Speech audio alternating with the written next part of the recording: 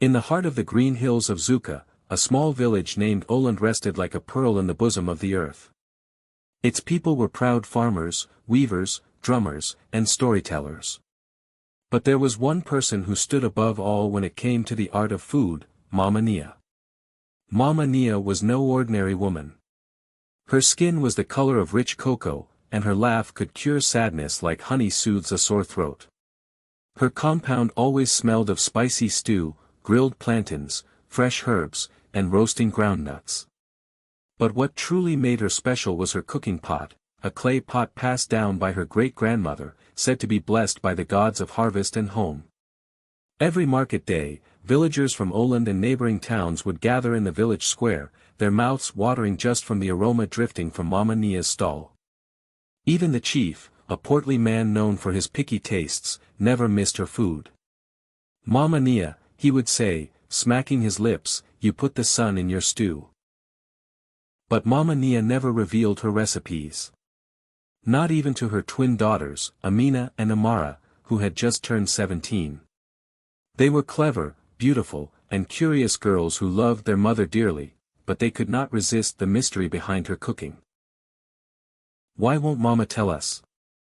Amara whispered one night as they lay under the mosquito net, the smell of ginger and goat pepper soup still lingering. "She says when we are ready, we will know," Amina replied. "But I think it's that pot. Have you seen how it glows when she stirs?" Indeed, the pot was peculiar. It shimmered slightly even without fire beneath it. Some villagers said it was made from the clay of the river of ancients. Others believed Mama Nia spoke to the pot when no one was looking. Rumors spread like dry season fire. Mama Nia had many admirers and even more imitators. Some tried to recreate her dishes, others attempted to spy on her while she cooked, and a few brave ones offered her gifts in hopes she'd teach them. But she always smiled and said, "Cooking is not only about the tongue, it is about the spirit." One rainy afternoon, a stranger arrived in Olonde. He was a tall man in a green robe, his face hidden beneath a wide hat. He introduced himself as Chef Jo, a traveler from the north, searching for the most legendary flavors of the land. He had heard of Mama Nia and wanted to taste her magic for himself. Mama Nia welcomed him with warmth, serving him okra stew thick with snail, pounded yam, and melon soup rich enough to make the earth jealous. Chef Jo wept as he ate, and when he finished, he fell to his knees. "I have traveled far and wide, but never have I tasted such spirit in food. Please, Mama Nia, let me learn from you." She gently helped him up. The pot teaches only those who listen with the heart, not just the mouth. Stay, help in the village. If you're meant to learn, you will. Chef Jo stayed. He helped till the land, fetched firewood for the elderly, and told tales to the children. He became part of the community, but never once did Mama Nia let him near the pot. Then one dry season, disaster struck. The rains forgot the village. The riverbeds cracked like old leather, and the crops wilted. Hunger crept in slowly, like a python in tall grass. Even Mama Nia struggled, her once bountiful garden now bore only dust and sorrow. Yet, every evening, the smell of food still rose from her hut. "Where does she get food from?" the villagers began to whisper. "No market has yams. No hunter has meat. Yet her pot bubbles each night." One evening, driven by curiosity and concern, Amina and Amara decided to spy on their mother. They hid behind the cooking hut, hearts pounding, eyes peeking through the cracks. Mama Nia stood before the glowing pot, her head wrapped in red cloth, beads around her wrists clinking gently. She didn't use ordinary ingredients. Instead, she dropped in a whisper of wind, a drop of morning dew collected from banana leaves, a handful of laughter from children playing, and a single tear she wiped from her cheek. The pot hissed and boiled, transforming the magical ingredients into fragrant jollof rice with smoked fish and mango relish. The twins gasped. Suddenly, Mama Nia turned. "I see you, my daughters," she said, not angry but gentle. "Come." They stepped out, ashamed. We're sorry, Mama. We just wanted to know.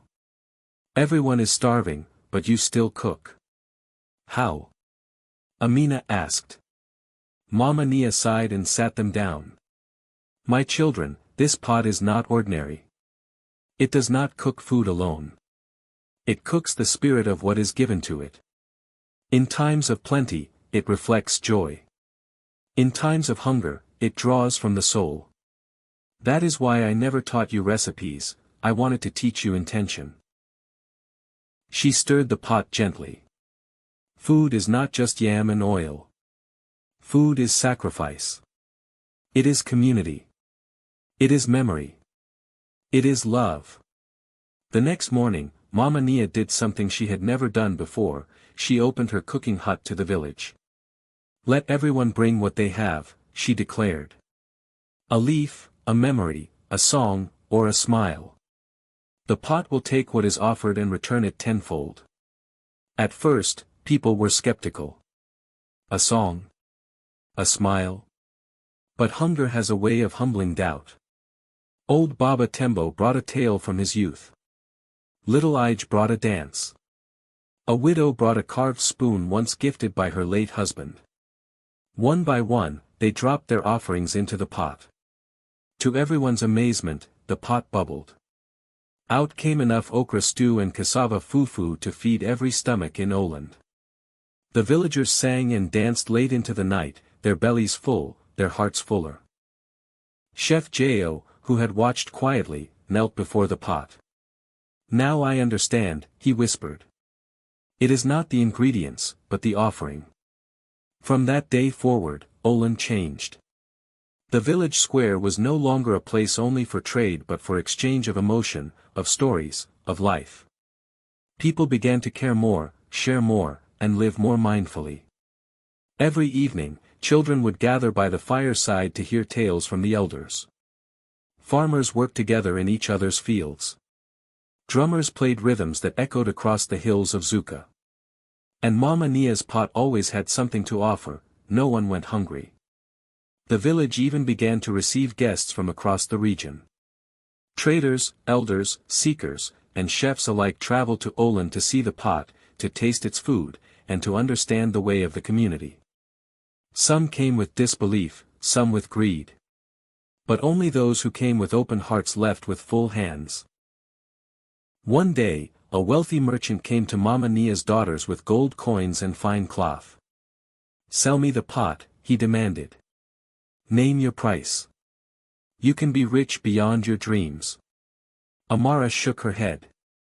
We are already rich. Rich in spirit, in community, and in wisdom. This pot is not for sale. But why keep it here when the world is starving, he argued. Amina stepped forward. Because the world must learn to give before it can receive. The pot only works when the heart is right. And so the merchant left empty-handed, but perhaps a little wiser. As the years passed, the story of Mama Nia and her pot became legend. Festivals were held in her memory every harvest season. Songs were sung in her name. Children were taught to cook not only with spices but with kindness. The pot remained in Olonde, tended by generations of Mama Nia's family, who always remembered her final lesson. The best meals are made from what we share, not what we hoard. And as long as the people of Olonde remembered that, their pot would never run dry. Moral of the story: the best meals come from hearts that give. In sharing, we nourish more than our bodies, we feed our souls.